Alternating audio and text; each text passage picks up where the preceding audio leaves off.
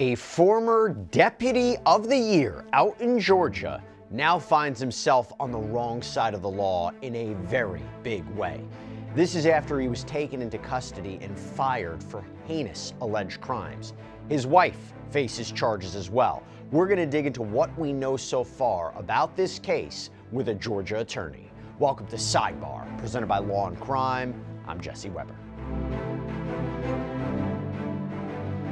Okay, before we go any further, I gotta tell you about Upside, amazing sponsor. Upside gets you cash back, extra cash back on everyday purchases like gas, groceries, takeout. So here's what you do. You download Upside for free, you claim an offer at one of their 100,000 plus locations, and you pay like normal with your card, you verify the purchase, and just like that, money back. So say I need to get gas or I want takeout one night, I'm gonna search for Upside offers first, and after I spend, money appears in my app that I can then transfer right into my bank account. And by the way, Upside's frequent users, they earn an average of $254 back a year. So to start getting your cash back, click the link in the description or scan the QR code. Make sure to use promo code SIDEBAR to get an extra 25 cents bonus on every gallon on your first tank of gas.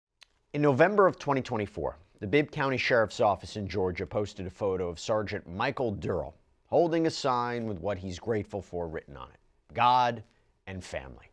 The post got hundreds of likes and was shared dozens of times. But now that photo is going viral again, and this time for a much darker reason. Michael Dorough is no longer a sheriff's deputy. The department says he was fired when he was arrested for multiple alleged crimes connected to his own family.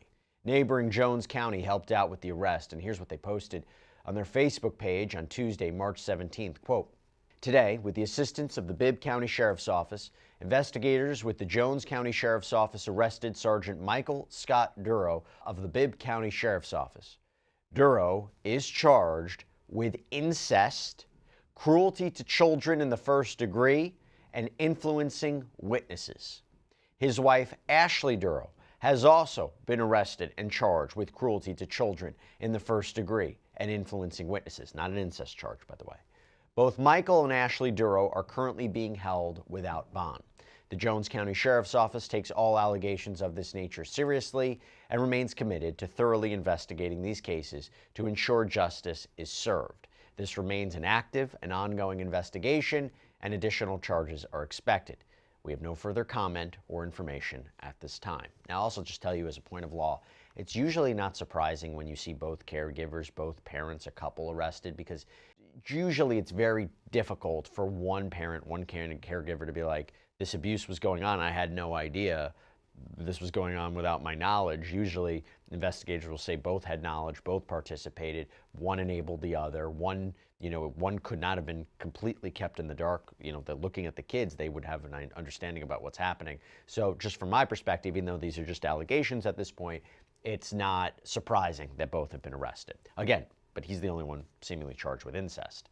Now, according to reporting from WMAZ-TV in Macon, 45-year-old Michael is currently being held without bail in the Hall County Jail. It's routine for current or former law enforcement to be housed in a jail that isn't connected to their employer, right? Conflict of interest issue. And you don't, and particularly when the public watching, you want to make sure that there is no even perception of bias or conflict. Now, 40-year-old Ashley also being held with no bail, but she's at the Jones County Jail. Now, here's the thing. The exact details about what the Doroughs are accused of doing have not been released to the public. It's not unusual if you're talking about these kind of crimes, if you're talking about children, if you're talking about these kind of the sensitive nature of these allegations.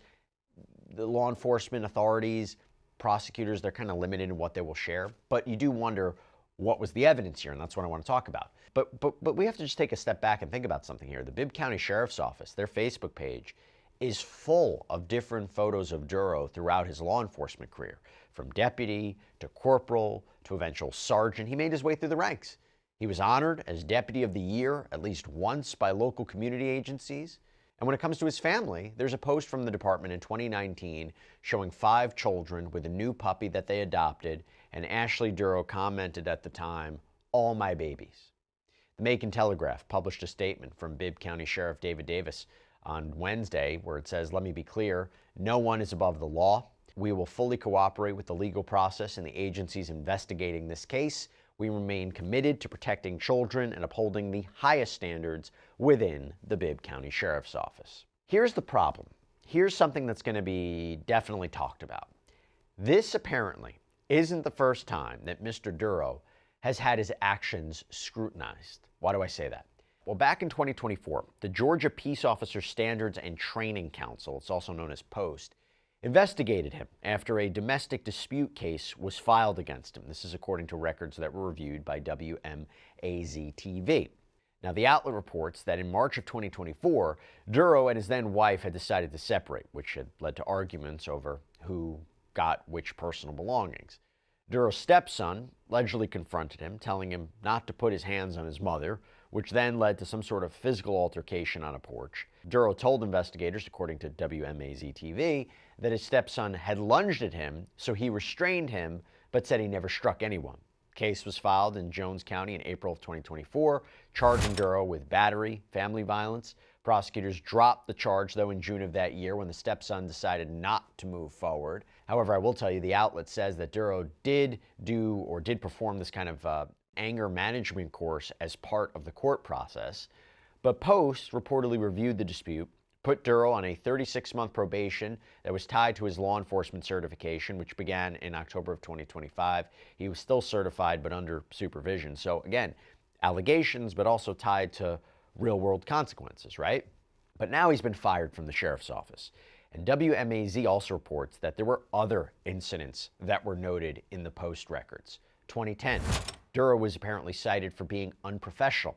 2 other incidents. He was cited as failing to follow proper procedure, violating policy by not wearing his body-worn camera to a specific call, a suicide call. 2020, he reportedly failed to act promptly, putting off a call for more than 20 minutes. Now, further details about those incidents weren't available, but it does kind of give us an insight into who this defendant is. It does become a legal question about whether any of that will make its way into this current criminal case, but it does raise questions about his conduct, his professionalism. It does raise questions about what the department knew, why he was kept on the force, but by all accounts, he wasn't convicted of a crime per se, but now he is facing an entirely different set of allegations that have tremendous consequences. All right, so to talk about this investigation, this case, I want to bring back onto Sidebar attorney Randy Kessler out from Georgia. Randy, thanks so much for taking the time. You know, it is always a very big deal when a law enforcement officer gets arrested, right? This one, though, these charges, these allegations are just so different. What are your thoughts on what you've seen so far? And also, how does law enforcement properly handle this type of investigation? Well, there's so many issues, right? He's got a past. Why didn't we catch it before? You know, recusal. Is he going to be judged by somebody who knows him? You know, whenever there's law enforcement, there's a whole bunch of things that go into play. You've got to make sure that it's a fair process, that there's nobody that knows him that could have a bias. You know, does that mean probably every judge in that county is going to be recused? You know, the prosecution may have to bring in a separate DA, a separate prosecutor.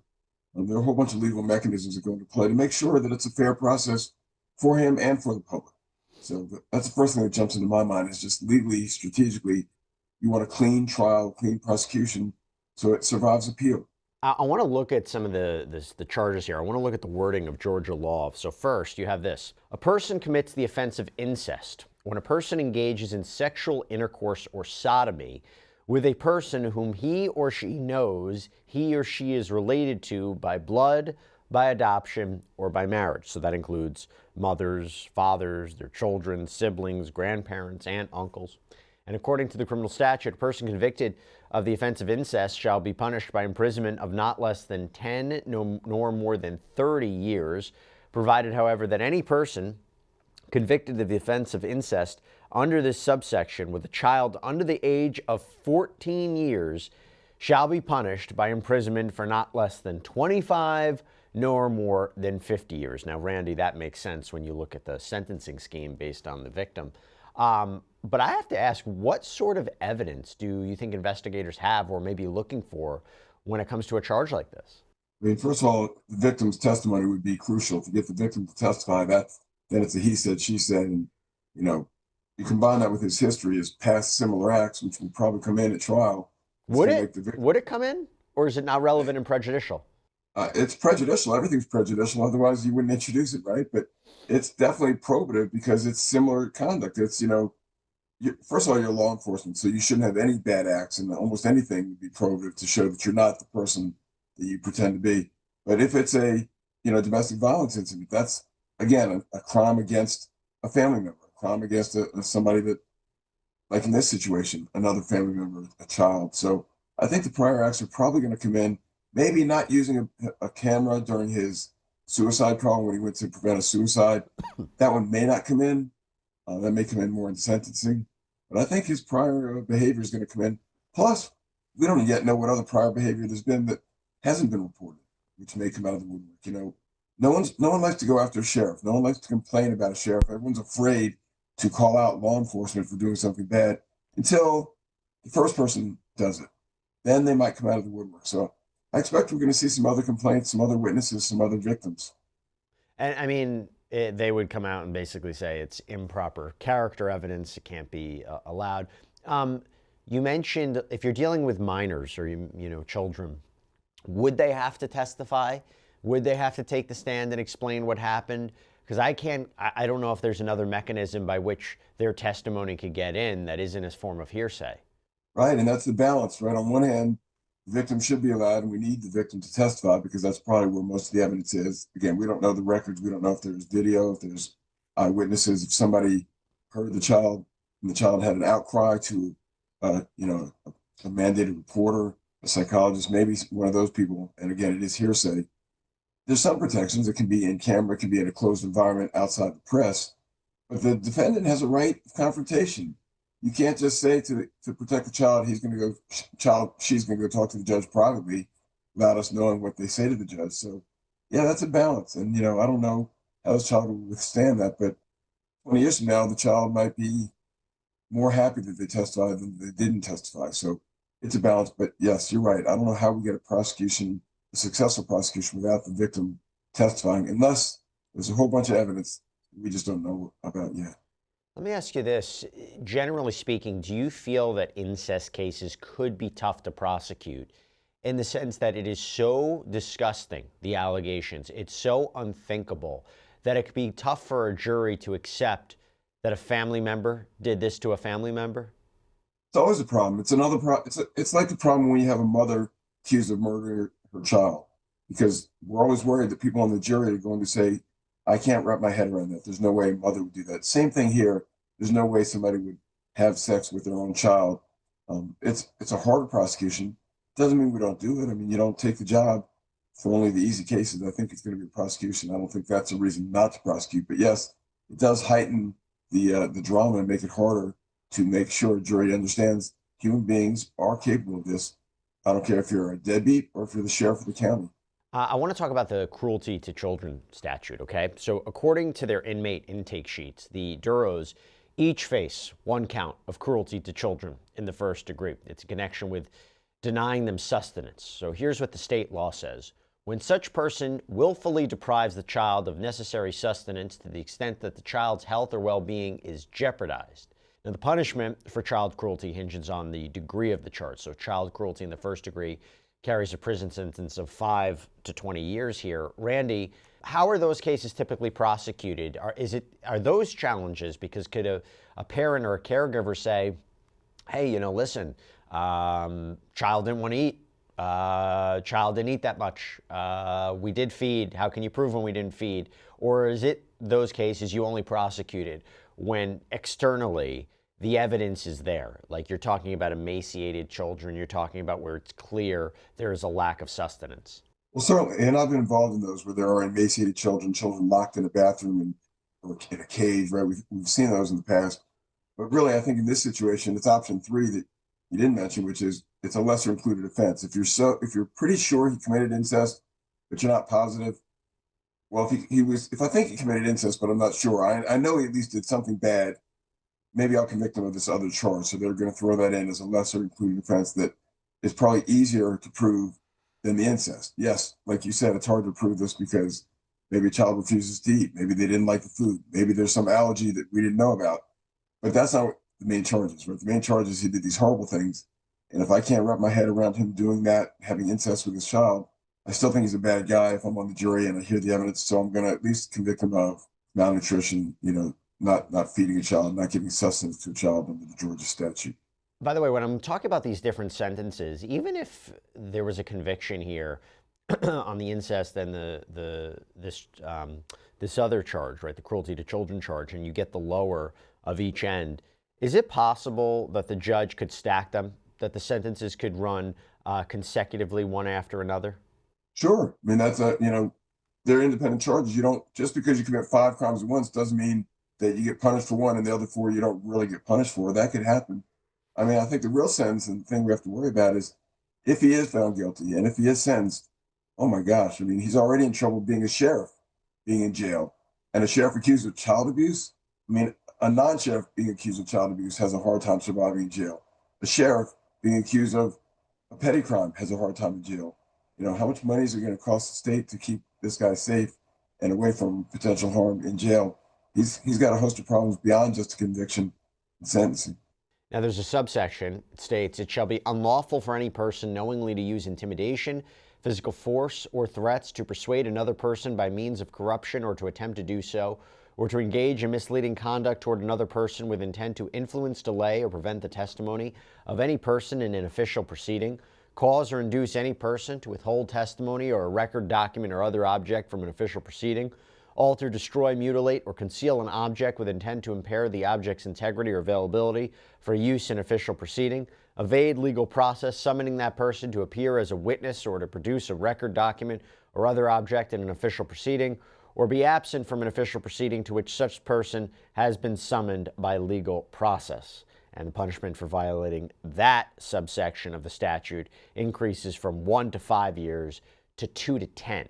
Randy, what should we be taking away from that? Those are procedural crimes, but if it's an even lesser included offense. It's sort of we can't prove that he murdered somebody, but we prove that he interfered with the investigation. We see that all the time. We see that in politics today. We see that in the government, not complying with subpoenas, not following protocol, not following procedure, especially when you're a government employee and you know the protocol and you know the import of the law and you're out there enforcing the law against everybody else. It smacks a little bit harder when it's somebody who's in law enforcement, an elected official or a paid government official who's not following procedural regulations. And so they got to charge him with that. It also makes him look worse. You want to bias the jury and think this is not just a one issue thing. He's not just only an incest and a child abuser. He's also malnourished his child. He's also now interfered with the investigation and with witnesses. They're throwing it all at him. He's got a host of problems. Now, Randy, by the way, both defendants in this case, they're charged in relation to the same incident. Their charges kind of vary, though. Do you think that this is a type of case that they would be tried together, or would his law enforcement background make his side of the case more complex? Actually, I'm waiting for her to turn state's evidence and say, you know what? I'm not the one who had sex with somebody else. I knew about it. I didn't report it. I might have done some bad stuff, but I can get away with a much lower sentence if I cooperate.